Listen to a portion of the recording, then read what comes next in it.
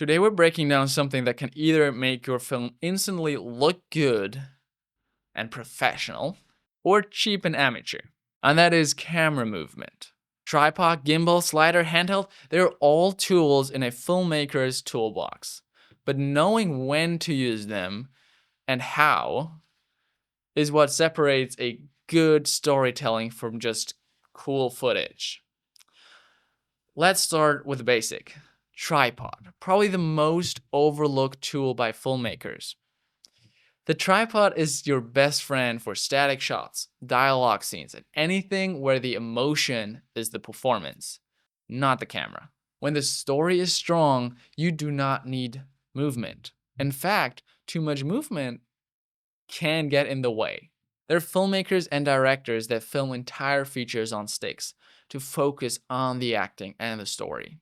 I use a tripod when I want the audience to focus on what is said, when the stillness creates tension, when I want them to lean in. Think about courtroom scenes or thrillers. Static frames can be incredibly powerful. All right, use a tripod when you want stability and focus.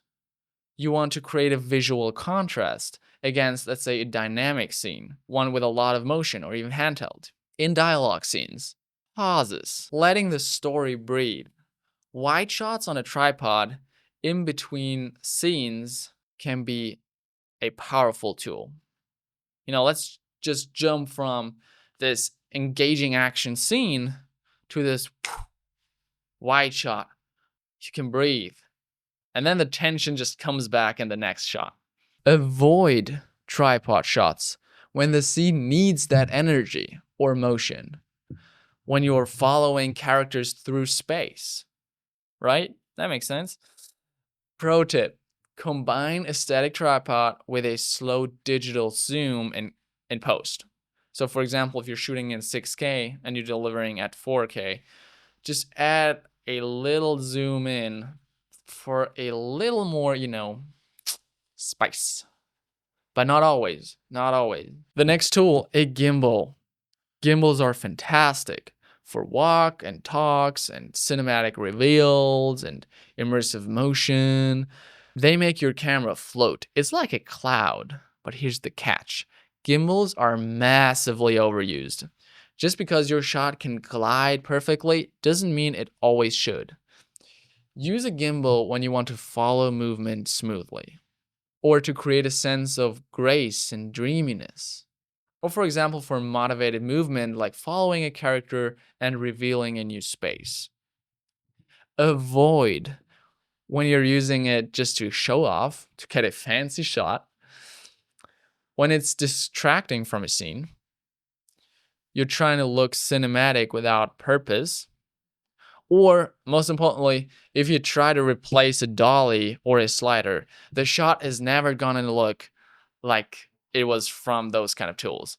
It will always look cheap because your camera will always drift up and down or right and left slightly, and it will not look like a real slider shot, just cheap. Too many indie films today look like gimbal demo reels. And I get it. I've been there.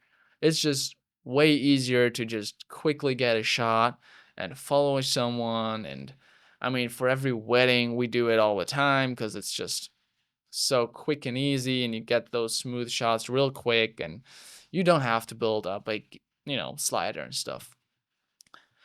But if you want to focus on the creativity and telling the story, remember, movement should always serve the story and not the gear.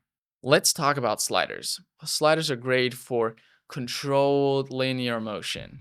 Usually, a side to side or a push in move. They add subtle motion and kind of add production value without screaming, "Look, I'm moving." Use a slider in dialogue scenes to underscore emotional drifts, especially with pull-ins and push-outs, to lead into emotion, and push in and pull out to lead into a scene and get out of a scene, lead out of a scene. It's just a perfect way of showing, look, focus, lean in. This is what's happening. But again, Don't overuse it. Do not use it in every single shot of your short film.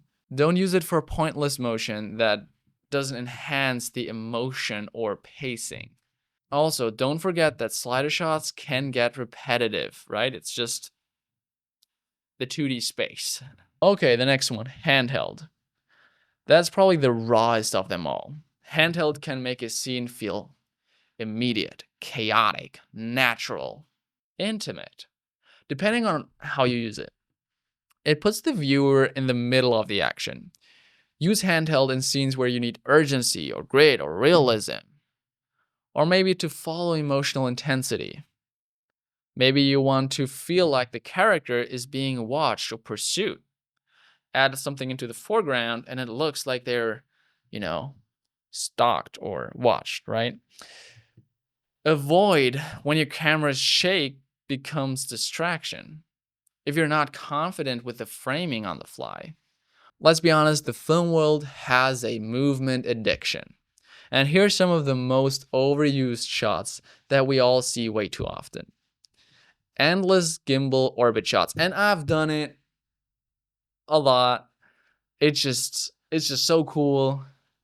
But if it doesn't emphasize your story, if it just looks cool, then don't do it. Another shot is handheld for talking heads, when nothing emotional or dramatic is really happening. Just not need it. Or a drone shot to reveal nothing. Always remember, if there is no story motivation, the camera movement is just noise. It's distracting. Ask yourself, who's the POV? What's the emotion that I want the audience to feel? And what does the character feel? Would this shot be better if it was still? Because sometimes the most powerful shot is one that doesn't move at all. So, tripod, gimbal, slider, handheld, all incredible tools when used intentionally. Don't fall in love with the gear, fall in love with the story. Every movement should have a reason, a purpose. I'm Simon Wesley, and subscribe for more filmmaking tips.